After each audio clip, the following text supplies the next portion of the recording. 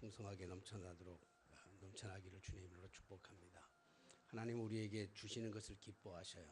주시는 걸 좋은 것을 주시기를 기뻐하시는데 그냥 좋은 것을 주시기만 기뻐하는 것이 아니라 흔들어 넘치도록 주시기를 기뻐하시는 줄로 믿습니다. 오늘 이 시간에 우리가 경험하지 못했던 하나님의 놀라우신 은혜와 축복을 마음껏 누리며 그렇게 은혜 받고 돌아가는 귀한 시간 되시기를 바랍니다. 우리가 살아가고 있는 이 세상은 우리가 생각하는 것만큼 그렇게 만만한 세상이 아닙니다. 그래서 살아가다 보면 참 넘어지기도 많고 어렵고 힘들기도 하죠. 그 이유는 우리가 살아가는 이 세상이 우리의 생각과 우리의 마음과 우리 뜻대로 잘 되어지지 않기 때문에 그래요. 내가 아무리 노력한다고 해서 노력해서 되는 것도 있지만 사실 노력하고 했어도 되지 아니하는 것들이 훨씬 더 많은 것을 우리가 볼 수 있죠. 우리 어제 축구 봤겠지만 노력한다고 해서 멕시코 이길 수가 없더라고요. 행운을 기대하고 요행을 바라도 우리가 노력한다고 해서 되지는 않죠. 우리가 그렇지 마찬가지로 우리가 세상을 살아가면서 우리의 힘과 우리의 노력과 우리의 애씀과 우리의 기대처럼 되어지지 않는 일들이 참 많아요. 그런데 그 중에서도 특별히 우리가 그 고난 가운데 고난이 길어지고 고통의 아픔이 이렇게 길어지는데도 불구하고 이 고난이 왜 내게 임했는지를 우리가 알지 못한다면 이유를 알면 그 고난을 좀 참고 견디기 쉽겠는데 왜 나에게 이런 고난이 찾아왔을까? 남들에게는 없는데 왜 나에게 이런 고난이 찾아왔을까? 내가 무슨 잘못을 했는데 이렇게 힘들고 어려울까? 그리고 이 끝은 도대체 어디까지일까? 이렇게 생각을 하게 되면 우리가 가지고 있는 그 고통의 무게보다도 10배, 100배 훨씬 더 무겁게 느껴질 때가 많아요. 성경에는 이런 것들로 다 도배되어 있죠. 우리가 알지 못하는 하나님의 그 비밀 속에서 겪어야 되는 많은 하나님의 백성들이 또 하나님의 선지자들이 또 하나님의 뜻대로 살아간다고 몸부림쳤던 사람들이 오히려 축복을 누리고 기쁨을 누리고 많은 것을 누린 것보다는 오히려 고통 속에서 아픔 속에서 괴로움 속에서 살아갔던 그 역사가 훨씬 더 많습니다. 그럼에도 불구하고 우리가 결론적으로 본다면 결론은 우리가 하나님의 영광 가운데 승리하게 되어 있는 줄로 믿습니다. 반드시 승리하게 되어 있죠. 하나님을 온전하게 믿고 하나님을 온전하게 따르면 하나님의 뜻이 이루어지는 곳에 하나님의 거룩한 역사가 반드시 일어나죠. 지난번 그 종교교회 직장인 예배를 설교하면서 제가 기도하는 가운데 설교의 제목을 뭐라고 줬냐면 거북한 참견이라고 하는 창세기 26장에 이삭이 애굽으로 가야 되는데 그랄에 머물렀을 때 하나님께서 애굽으로 가지 말고 그랄에 머물러라 그 제목을 가지고 설교하다가 하나님의 거북한 참견 그랬더니 그렇게 분명히 내가 인터넷에 핸드폰에다가 그 문자를 보냈는데 작성하시는 목사님이 제목을 그렇게 달았더라고요. 거북한 참견이 아니고 거룩한 참견했더라고요. 우리가 당연히 그렇게 생각하지. 하나님께서 우리를 참견하시면 언제나 거룩할 거라고 생각하기 때문에 목사님이 자기 생각에 빠져가지고 거룩한 참견했어요. 근데 저는 쓴 것은 거북한 참견이라고 했는데 거북한 참견은 뭐냐면 하나님께서 우리의 일에 참견하시면 사실 하나님이 우리의 일에 무관심하실 때도 너무 힘들어요. 사실 하나님 어디 계십니까? 왜 불러도 대답이 없습니까? 고통 가운데서 하나님 뭐하고 계십니까? 주무시고 계십니까? 왜 우리를 외면하십니까? 그래서 하나님이 침묵하고 있는 그때도 참 힘들지만 그보다 더 힘든 건 말이죠. 하나님의 침묵보다 더 힘든 거는 하나님께서 오셔서 참견하실 때 하나님께서 참견하시면서 하나님의 뜻을 말해주면 그 말해주시는 말씀이 우리의 생각과 우리의 뜻과 우리의 방법하고 너무 다르기 때문에 너무 힘들어요. 그것을 따른다고 하는 건 참 힘들어요. 그래서 거북한 참견이죠. 그러나 그 거북한 참견임에도 불구하고 하나님의 그 말씀대로 우리가 힘들고 어렵지만 말씀대로 순종하고 따르게 되면 결국은 100배의 축복을 얻었던 것처럼 우리의 삶에 풍성한 은혜와 축복의 역사가 있게 되는 줄로 믿습니다. 왜냐하면 하나님의 생각, 하나님의 말씀이 우리의 사고하고는 다르기 때문에 그래요. 우리가 생각하는 거하고 다르기 때문에 그래요. 그러니까 결론적으로만 말씀한다면 우리가 과정을 빼놓고 결론을 말한다고 한다면 하나님을 믿는 자들에게 하나님이 주시는 은혜와 축복이 풍성하게 있어요. 우리가 상상하지 못할 만큼 우리가 기대했던 대로는 이루어지지 않지만 우리가 기대했던 것보다 더 멋있게 더 훌륭하게 더 아름답게 하나님의 그 꿈들은 성취되어 가고 있는 줄로 믿습니다. 오늘 본문의 말씀만 봐도 그래요. 오늘 본문의 말씀만 가지고 본다고 한다면 오늘 본문의 말씀은 참 회복이고 성전에 대한 회복이고 은혜고 축복이죠. 무너졌던 모든 것들이 다시 세울 수 있는 세워지는 그런 참 어떻게 이렇게 이런 큰 은혜가 있을 수 있을까라고 하는 만큼 놀라운 이 복이에요. 복. 이거는 한마디로 읽으면 진짜 복인데 이런 복은 없죠. 그런데 결론적으로만 본다고 하면 이런 복이지만 왜 과정을 돌아본다고 한다면 참 이해할 수 없는 부분이 참 많죠. 우리가 고통을 당하는 것 가운데서 더 힘든 아까 말씀드렸지만 더 훨씬 더 몇 값째로 더 큰 고통을 받는 것은 뭐냐면 고통의 이유를 모른다는 거예요. 왜 우리가 고통을 받아야 되는지를 모를 때 훨씬 더 아픈 거예요. 일전에 말씀드렸습니다마는 한의사가 얘기하기는 한방에서 얘기하는 한의사들의 얘기는 뭐냐면 병의 원인만 정확하게 찾으면 못 고칠 병이 없다 그래요. 병의 원인만 찾으면 문제는 원인을 못 찾기 때문에 이 병의 원인이 뭔지 증상은 보이지만 원인이 뭔지를 모르기 때문에 병을 못 고친다 그렇게 얘기를 하고 있는 것처럼 오늘 우리가 인생을 살아가면서 원인을 알면 다 알아요. 그러니까 우리가 받는 고통이 우리의 죄값이라고 한다면 단순히 우리가 어떤 윤리적이고 도덕적인 죄를 지었기 때문에 그것 때문에 받아야 될 우리가 고통이라고 한다면 감내하기가 쉽죠. 왜? 당연히 받아야 되는 고통이니까. 제가 죄를 졌으니까 죄값을 치르는 건 당연하지요. 그러니까 그런 것을 받아도 그것도 힘들고 어려운 일이지만 알지 못하게 원인을 알 수 없는데 내가 잘못한 것 없는 것 같은데도 훨씬 더 많은 그 고난을 받으면 고통을 받으면 이걸 이해하기가 참 어렵죠. 이런 관점에서 우리가 이 본문을 다시 한번 재조명해서 우리가 묵상해서 들어가 본다면 이해할 수 없는 부분들이 여러 가지 있어요. 특별히 이스라엘 백성들, 당사자들이 경험했던 이 경험들은 오늘 이 결과만 가지고 보지 말고 과정을 본다고 한다면 우리가 이해하지 못하는 부분, 이스라엘 백성들이 이해하지 못했던 게 참 많아요. 왜냐하면 이스라엘 백성들이 586년에 바벨론에 의해서 남유다가 멸망받죠. 북이스라엘이 아수르에 멸망받고 586년 BC 586년에 예수님이 오시기 전 586년에 바벨론이라고 하는 그 막강한 나라에 유다가 멸망을 받게 되는 거예요. 나라가 완전히 빼앗겨버리고 성전이 무너져버리고 무너진 것이 뭐 성전만 무너지겠어요? 나라만 무너지겠어요? 사람들의 개인의 마음까지도 다 무너져버렸겠죠. 이때 무너진 것은 하나님의 마음인데 안 무너졌겠어요? 싹 무너졌죠. 근데 이렇게 이 586년에 나라를 빼앗겼을 때 이스라엘 백성들이 겪어야 되는 그 고통은 막중했어요. 특별히 뭐냐면 저들이 이해할 수 없는 것은 이게 하나 있었는데 왜 우리가 멸망을 받아야 되느냐는 거예요. 이스라엘 백성들은 정말 멸망받을 거라고는 생각을 안 했어요. 많은 예언자들이 많은 선지자들이 그렇게 너희들이 멸망할 것이라고 하는 얘기를 했음에도 불구하고 이스라엘 백성들은 그것을 마음속에 받아들일 수가 없었어요. 왜냐하면 자신들은 선택받은 민족이기 때문에 그래요.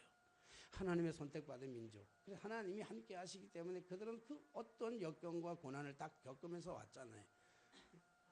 홍해를 건너기도 했었고 바다가 갈라지는 기적의 역사를 눈으로 목격하기도 했고 광야에 40년 동안 살아가면서 하늘에서 만나와 메추라기를 떨어지는 그것을 먹는 기적의 역사를 경험하기도 했고요. 40년의 광야의 길을 가면서 옷이 떨어지지 아니하고 신발이 해지지 아니하는 그러한 축복도 경험했던 사람들입니다. 그래서 하나님의 말씀을 붙잡고 나가서 싸우면 그 가나안 땅을 정복할 수 있는 그 놀라우신 그 경험했던 이스라엘 백성들, 하나님이 우리와 함께 계시면 우리는 망할 수 없다라고 하는 특별한 저들이 가지고 있는 선민적 사상, 우리는 하나님 앞에 선택받은 백성이라고 하는 선민적 사상을 가지고 저희들은 도저히 망할 거라고 생각하지를 않았어요. 망해서도 되지 않고 망할 수도 없고 망해서는 안 되는 거고, 이런 이스라엘 백성들이 아까도 말씀드렸지만 586년에 이 바벨론에 의해 느부갓네살 바벨론에 의해서 나라가 멸망을 받게 되는 거예요. 이게 뭐 이해를 할 수가 없었던 거죠. 자, 이것도 이해할 수 없는 일이지만 이스라엘 백성들이 더 이해할 수 없는 것은 뭐냐면 우리가 잘못해가지고 하나님한테 우리가 잘못했기 때문에 우리가 죄를 받아서 이 바벨론의 멸망을 받았다고 하는 것 자체를 사실은 받아들이기가 너무 어려운 일이겠지만 그러나 그것을 운명론적으로 받아들여서 그렇게 살아간다 할지라도 저들이 이해할 수 없었던 것은 하나님의 성전이 회파되었다는 거예요.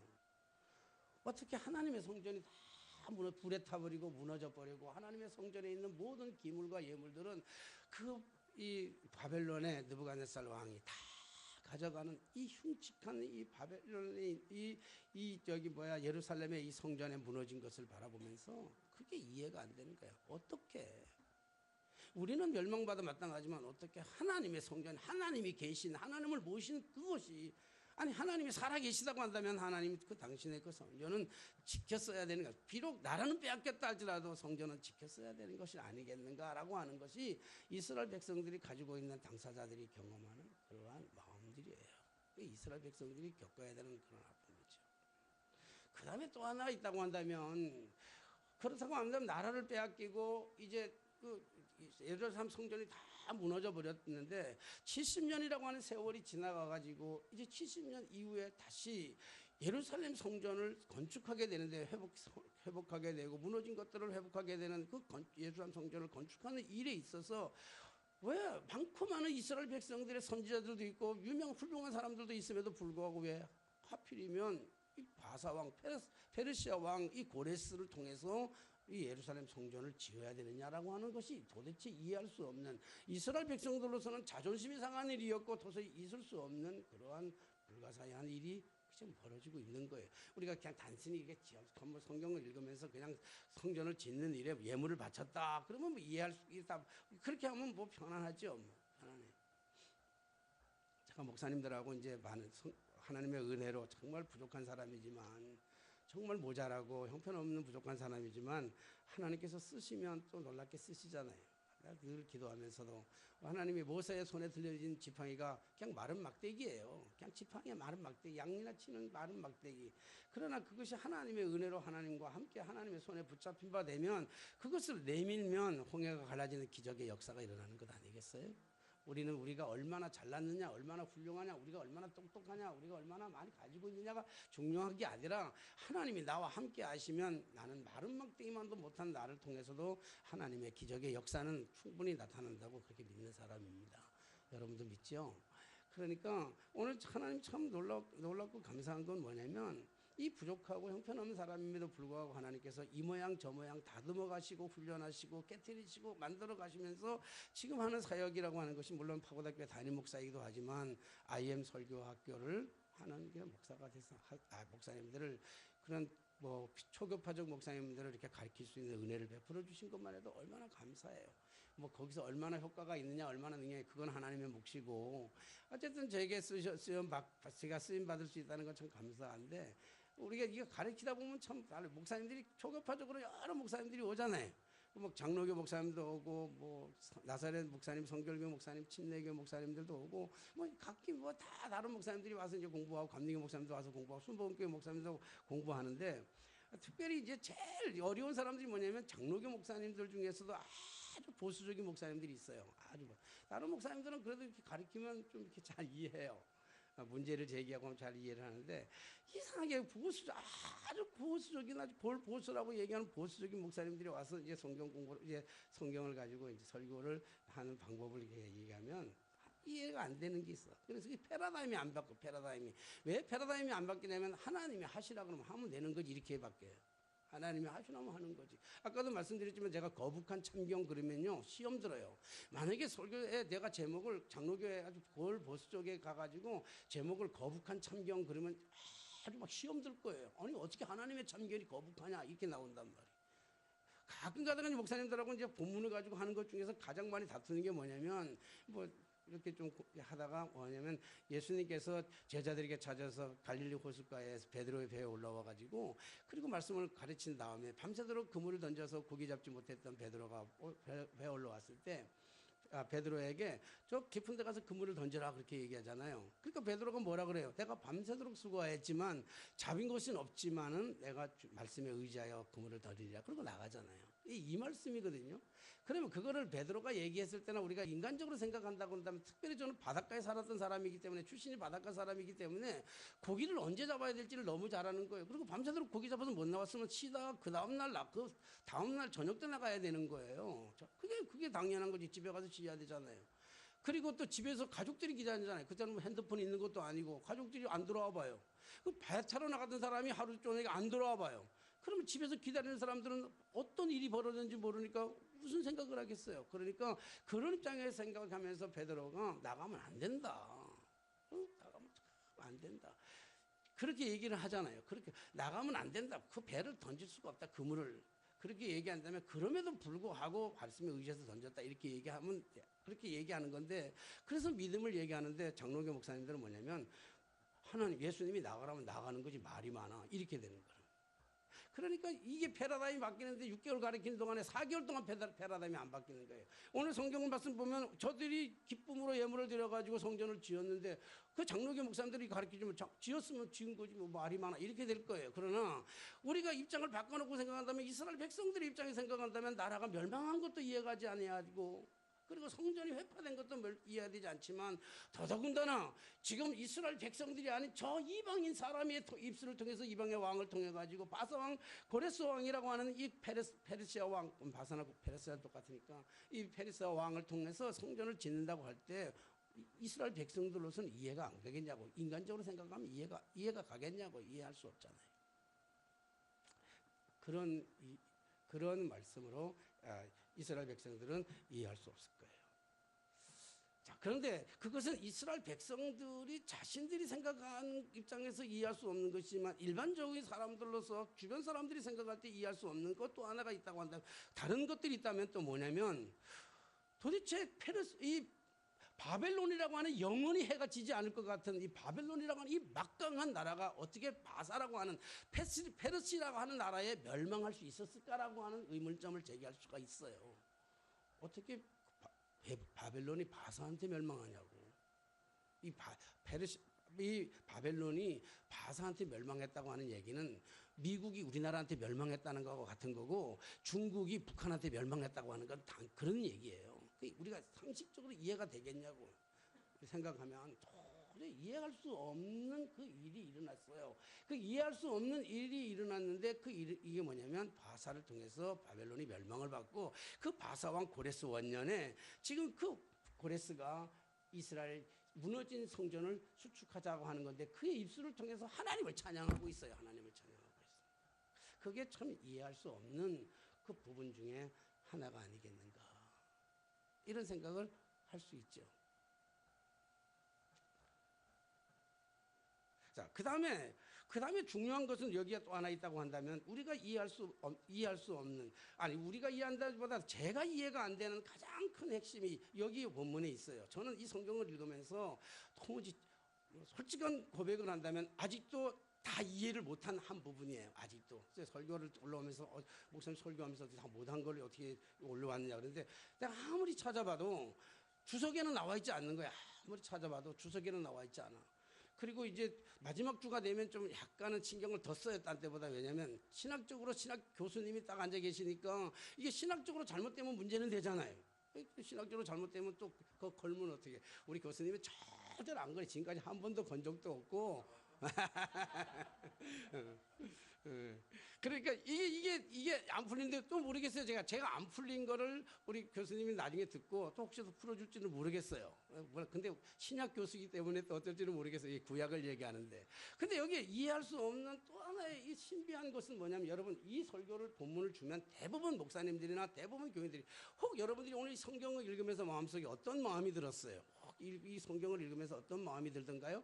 많은 사람들이 이 말씀을 읽으면 교인들은 굉장히 부담스럽게 생각해요. 굉장히 부담스럽게 생각하고, 목사님들은 이 본문을 읽을 때마다, 성전을 건축할 때마다 꼭 이 본문을 단골처럼 등장시키는 이 본문의 말씀이에요. 근데 이 본문을 저는 그런 입장으로 보는 게 아니에요. 물론 그러면 좋겠죠. 뭐 저는 정확하게 이해는 하지 못했지만, 그러나 뭐 다른 걸 이해하지 못하는 게 아니라 이 6절 말씀을 잘 이해가 안 되니까 6절 말씀에 보니까, 물론 쭉 같은 맥락에 흐르는데 6절 말씀에 보면 5절 말씀, 5절 6절 말씀 이거예요. 4절 5절 6절 말씀이 이제 이어서 되는 말씀들인데, 그러면 4절 5절 6절이 뭐냐면 그 남아있는 백성이, 4절 그 남아있는 백성이 어느 곳에 머물러 살든지 그곳 사람들이 마땅히 은과 금과 그 밖에 물건과 짐승으로 도와주고 그 외에 예루살렘에 세울 하나님의 성전을 위하여 예물을 기쁘게 드릴지니라 하였더라. 이게 누구 얘기냐면 이게 고레스 왕의 얘기예요. 자, 그랬더니 이제 5절 말씀 여러분들이 한번 읽어주실래요? 5절 말씀만 시작.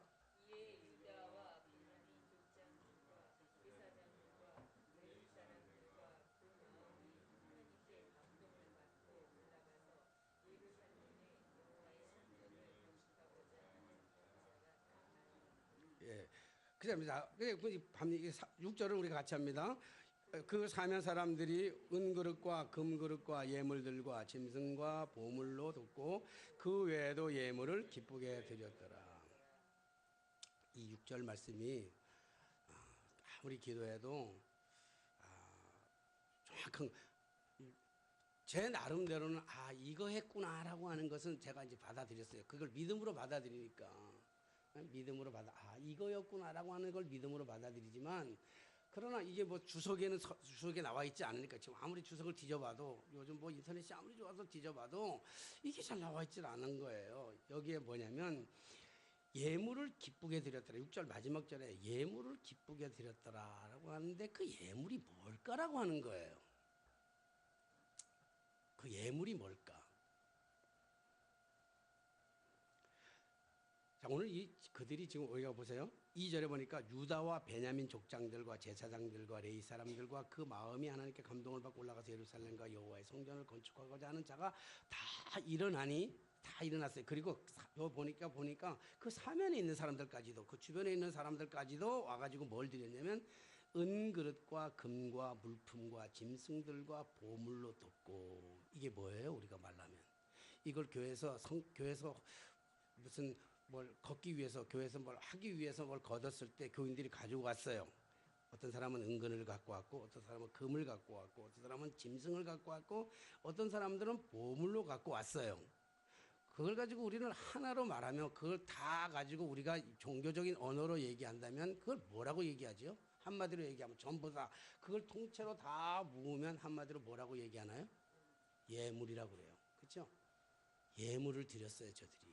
근데 예물을 드렸는데 여기에 보니까 또 그다음에 보물을 돕고 예물로 돕고 그 외에 오늘 제가 해석이 잘 안 되는 게 그거예요.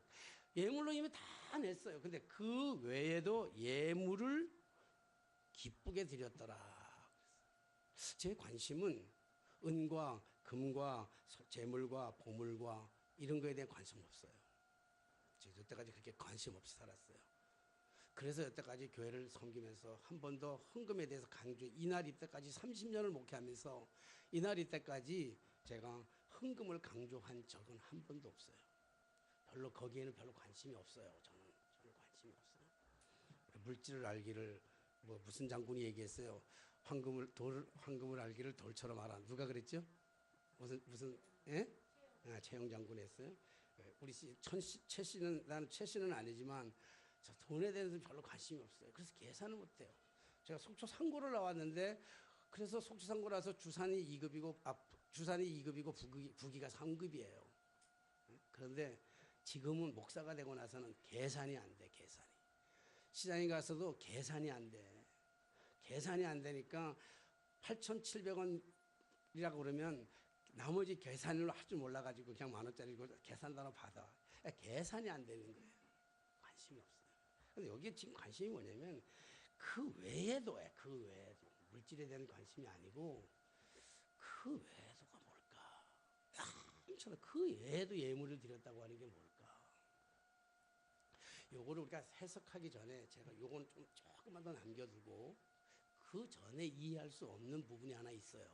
그게 뭐냐면 오늘 이스라엘 백성들과 그 사면에 있는 사람들과 제사장들과 레위 사람들의 하는 행동이 나는 이해가 잘 안 가는 거예요. 상식적으로 보면 여러분 믿음의 관점으로 본다고 한다면 이해가 돼요. 믿음의 관점으로 보면 아까도 얘기했잖아요. 믿음의 관점으로 본다면 하나님이 하시면 다 하는 거지 뭐 말이 많아 이렇게 될 수 있어요.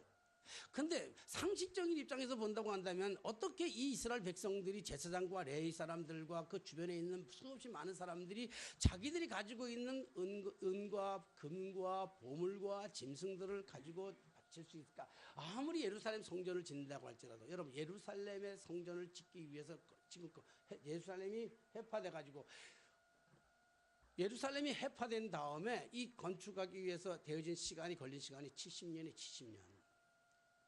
70년 동안이라고 한다면 3세대가 바뀌었어요. 3세대가 바뀌었는데 예루살렘이 무너진 거하고 지금 살아가는 이 시대의 젊은이들하고 무슨 상관이 있냐고요. 여러분, 우리가 지금 평화를 얘기하고 있잖아. 이북하고 우리하고 평화를 얘기하고 김정은하고 문재인 대통령하고 뭐 만나가지고 평화를 얘기하는데 지금 보수 진영하고 진보하고 아주 극단적으로 다 바뀌어 있잖아요. 근데 보수 진영하고 진보하고 극단적으로 다 바뀌어져 있는 이거 뭐냐면, 보수 진영은 나이가 많은 사람들은 6.25를 경험했던 사람이에요. 그래서 공산주의자들이 어떤 건지, 전쟁이 어떤 건지 이게 철저하게 그들이 가슴속에 뼈저리게 느꼈던 사람들이고, 그리고 진보라고 하는 이 사람들의, 젊은이들의 사고 속에는 그 전쟁을 경험하지 못했던 사람들이에요. 나는 누구의 생각이 옳다, 나는 진보다 보수다, 나는 어느 편이다, 이 얘기를 하려고 하는 게 아니야. 이 한 세대밖에 안 지났는데, 두 세대도 아닌 한 세대밖에 안 지나는 이 세대 속에서도 생각의 차이가 이렇게 많이 와요. 생각의 차이가. 그런데 3세대를 지났어요. 70년이라고 하는 3세대가 지난 사람들이 예루살렘 성전이 무너진 거하고 자기들하고 무슨 상관이 있냐고. 그리고 바벨론에 가서 살았던 사람들이에요. 바벨론에 잡혀가가지고 그동안 70년 동안 살았던 사람들이 은이 생기고 금이 생기고 은근 보화가 생기고 짐승들 가축이 늘어났다고 한다면 그들이 살아갔던 삶은 어떤 삶을 살았겠느냐고요. 네?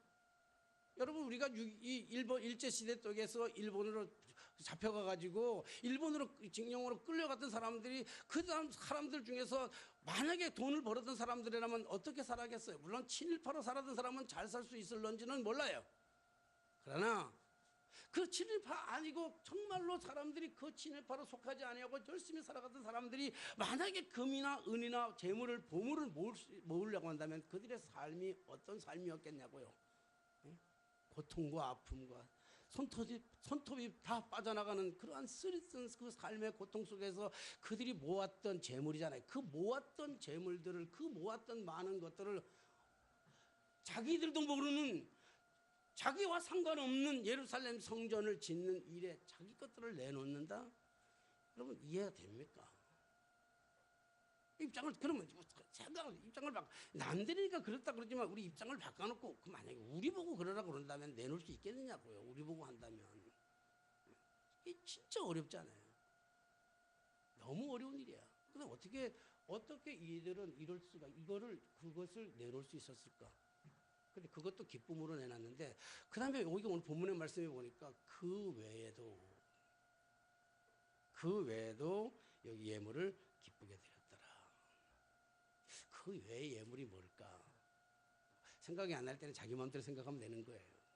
물론 자기 마음대로 생각하지만, 그러나 너무 신학적으로나 너무 멀리 가버리면 이상한 종교가 나오니까 안 되는 거야. 그래서 말씀을 붙들고 끊임없이, 정말 이 본문의 말씀은 몇 주 전에 정해졌는데 이 말씀을 가지고 매주 동안 기도해서, 하나님, 이게 뭡니까 도대체? 그 앞에 것도 다 예물인데 그 외에도 예물을 기쁘게 드렸다는 이 예물의 정의가 뭡니까? 예물의 정의.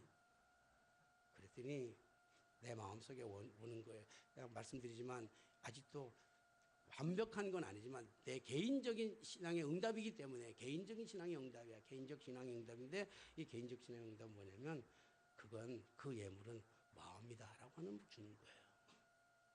마음을 드렸더라. 진심을 드렸더라. 온 마음을. 우리가 신앙생활하는 데 있어서 가장 중요한 건 물질이 아니더라고요. 우리가 신앙생활하면서 살아가면서 가장 중요한 것은 우리의 마음, 우리의 진정성이야. 진정성. 하나님을 향한 우리의 진정성을 저들에게 드리는 거예요. 물질이 아닌 진정한 마음으로, 진솔한 마음으로, 우리의 이 마음. 그러면서 한번 생각해 봤어요. 야, 우리가 살아가면서 사람들과 더불어, 모든 사람과 마찬가지지만 그 모든 사람들을 다 비교할 수는 없지만 내 개인적으로 놓고 본다고 한다면, 내가 개인적으로 볼 때 마음을 드리는 게 쉬울까, 물질을 드리는 게 쉬울까? 깊이 한번 생각해 봤어요. 여러분들 한번 생각해 보세요. 여러분들이 가지고 있는 재물을 드리는 게 쉽겠어요? 여러분들이 가지고 있는 진심의 마음을 드리는 게 쉽겠어요? 이게 참 고민을 하다가, 진짜 어려운 거는, 물질보다 더 어려운 거는 우리의 진솔된 마음을 드리는 게 더 어렵겠구나. 그래서 예배를 드리는 것이 영과 진리로 예배를 드리는 것이 아닌가. 그렇다고 한다면 우리의 진솔한 마음이 있는 곳에 물질이 따르는 거 아니겠어요? 마음이 없는 물질에 무슨 의미가 있겠어요? 오늘 여기에 마음이 담겨져 있는 물질, 마음. 물질을 못 드려도 저는 교회 와서 교인들을 잘 평가 안 해요. 그리고 저는 미안하지만 주보를 봐서 주보를 보면 헌금을 누가 했냐 이름만 보지 이 사람이 얼마 했는 걸 절대로 안 봐요. 지금까지 한 번도 본 적이 없어요. 왜 안 보냐면 혹여나 보면 사람이기 때문에 마음이 그리 쏠릴까 봐. 좀 더 많이 낸 사람한테 내 마음이 쏠릴까 봐. 그래서 헌금의 액수는 안 보는 거예요.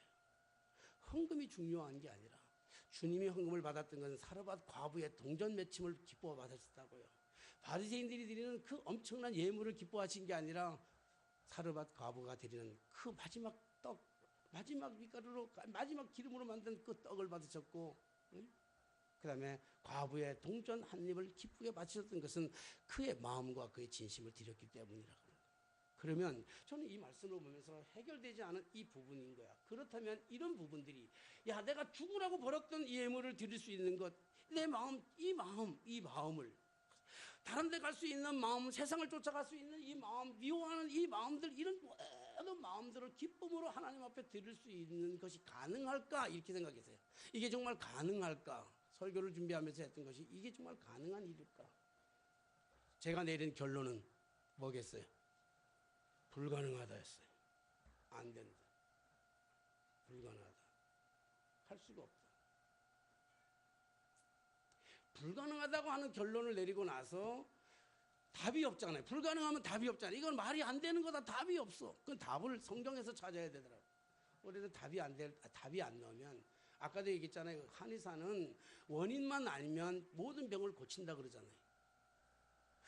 그러니까 마찬가지로 우리의 인생사에 우리의 인생의 문제가 어떤 문제가 걸렸든지 그 어떤 풀 수 없는 그런 깜깜한 문제가 걸렸다 할지라도 그 문제를 풀 수 있는 유일한 답이 있다면 성경으로 돌아가는 것밖에 없는 줄로 믿습니다.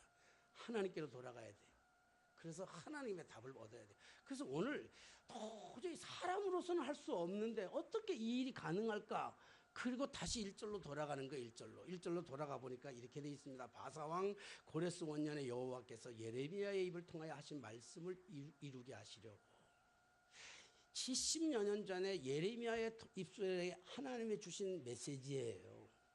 하나님이 예레미야를 통해서 하신 말씀은 너희들이 그렇게 살아가면, 너희가 하나님을 떠나서 아무렇게나 살아가면, 너희가 하나님을 떠나서 나를 떠나서 이방신들을 섬기고 나 아닌 다른 것들을 섬기고 살아가면 너희들은 반드시 멸망할 것이라고 하는 이 사실에 대한 이야기를 이스라엘 선지자들 통해서 수도 없이 얘기했어요. 수도 없이 얘기해 줬어요. 근데 저들은 농담으로 들었더라.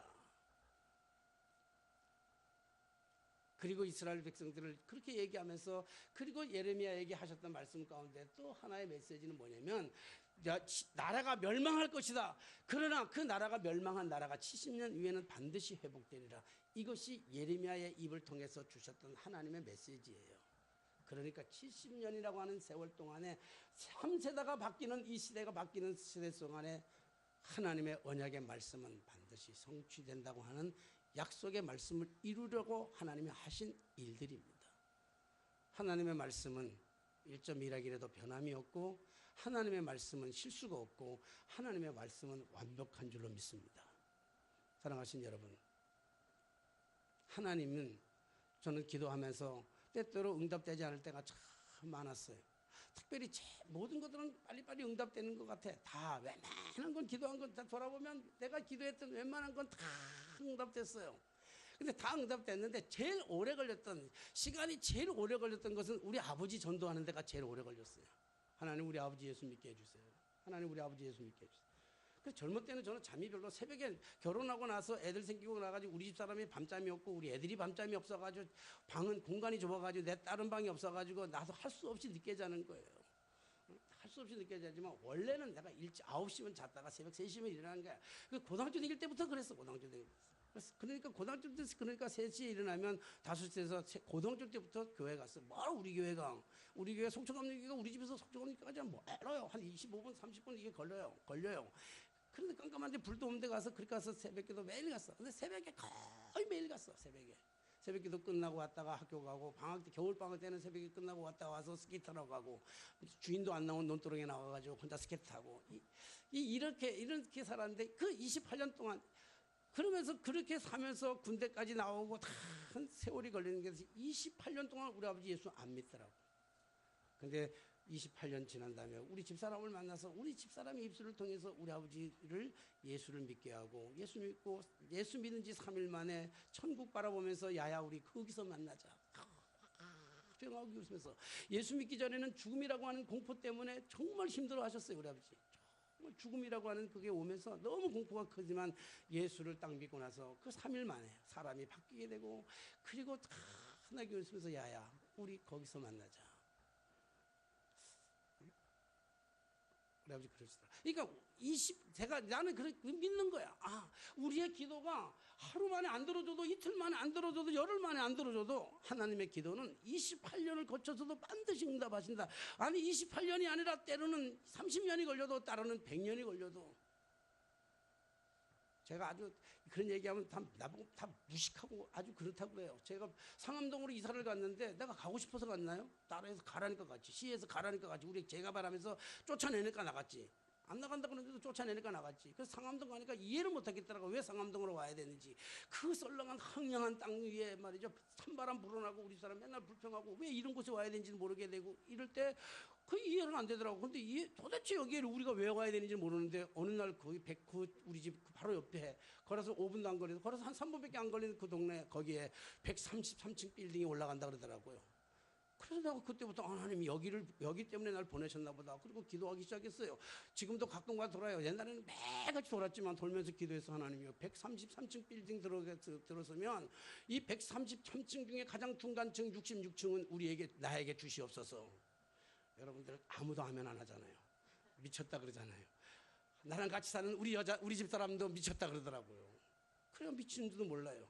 응답이 안 됐어요. 아직도 건물은 짓지 못했어요. 기공식은 한 지가 벌써 5년이 됐는데, 기공식 한 지가 5년 됐는데도 아직도 짓지는 못하고 있어요. 아직도 땅도 못 파고 있어요. 왠지도 몰라. 나는 몰라. 그러나 나는 기도했기 때문에 지금은 응답 안 됐다 할지라도 그것이 내가 기도한 것이 우리 아들 때든지 우리 손자 때든지 이루어질 줄 어떻게 하냐고요. 하나님이 하시면 하는 것이지. 여러분, 이게 신비적인 거로 생각할지 모르지만 오늘 본문의 말씀 보면 불가능한 일이었단 말이에요. 이스라엘 백성들이 그런 게 불가능한 일이었는데, 자, 불가능한 일을 가능케 하기 위해서는 하나님의 약속의 언약을 지키시기 위해서 70년 동안이나 예레미야의 이 말씀을 언약을 성취하시기 위해서 하나님은 70년 동안에 되어진 일들을 지금 일을 행하시고 계시는 것이고, 가장 중요한 것은 인간의 힘으로는 할 수 없는데 중요한 것은 여기 보니까 바사왕 고레스의 마음을 감동시키심에, 고레스의 마음을 하나님이 감동시키신 거예요. 뿐만 아니라 여기에 보면 5절에 보니까 이에 유다와 베냐민 족장들과 제사장들과 레위 사람들과 그 마음이 하나님께 감동을 받고, 하나님께서 그들의 마음을 감동을 주셨어요. 하나님이 감동을 주시니까 못하실 일이 없는 거예요. 하나님이 하시면 못하실 일이 없는 거예요. 사랑하신 여러분, 우리의 형편과 우리의 모습을 보면서 절망하고 좌절할 필요가 없다고요. 우리의 능력은 부족해요. 우리의 힘으로는 할 수가 없는 거예요. 우리의 상식으로는 이스라엘 백성들의 상식을 가지고는 무너진 저 이스라엘 예루살렘의 이 성전을 수축할 길이 없는 거예요. 무너졌던 저들의 마음을 다시 세울 수가 없는 거예요. 절망과 좌절 속에 살아갔던 저들에게 행복을 주어줄 수가 없는 거예요. 그러나 하나님께서 하시니까, 하나님께서 마음을 주시니까 이방의 고레스의 왕을 통해서도 하나님의 일은 성취돼가고 있잖아요. 사랑하신 여러분, 이것이 희망이고 이것이 비전입니다. 우리가 할 수 없는 것, 내 눈앞에 보이는 것은 다 캄캄한 것뿐이고 다 어려운 것뿐이고 다 문제들 투성인 것 같이 보일런지 모르지만 하나님이 우리를 감동으로 부르셨습니다. 하나님이 우리를 감동으로 부르셨을 뿐만 아니라 그 하나님의 감동이 독생자 예수 그리스도까지 이 땅에 보내주시는 그 은총으로 이어졌습니다. 오늘 그 주님의 사랑이, 주님의 감동이 오늘 우리에게 함께 오셔서 오늘 우리에게 성전을 건축하는 그 비전이 아니라, 성전을 건축하는 비전이 아니라 우리의 마음속에 무너져 있던 것들, 인간관계에 깨졌던 것들, 이 모든 것들을 다시 한번 회복할 수 있는, 상처받았던 것 치유받는 놀라운 역사가 저 여러분들 속에 있어지게 되시기를 주님의 이름으로 축원합니다. 기도하겠습니다. 상식적으로 보면 불가능한 것들도 하나님의 언약의 말씀은 반드시 성취되고 하나님이 마음에 감동을 주면 이 모든 것들이 이루어질 줄로 믿습니다. 주여, 우리의 힘으로, 우리의 능으로, 우리의 생각으로, 우리의 노력으로 할 수 없었던 수없이 많은 일들, 그래서 그것에 부딪혀서 넘어지기도 하고 쓰러지기도 하고 좌절하기도 하고 절망하기도 하고 때때로는 하나님이 안 보인다고 불평하는 것까지도 우리가 서슴지 않았지만 주여, 오늘 이 시간 우리의 각자 심령 속에 주님을 보내주셨던 하나님의 그 거룩한 감동이 우리의 마음속에 임하게 하여 주셔서 우리의 삶의 새로운 변화의 역사가 나타나게 하여 주옵소서. 예수님의 이름으로 기도하옵나이다. 아멘. 찬송가 50장 부르시면서 드려진 예물 봉헌하겠습니다.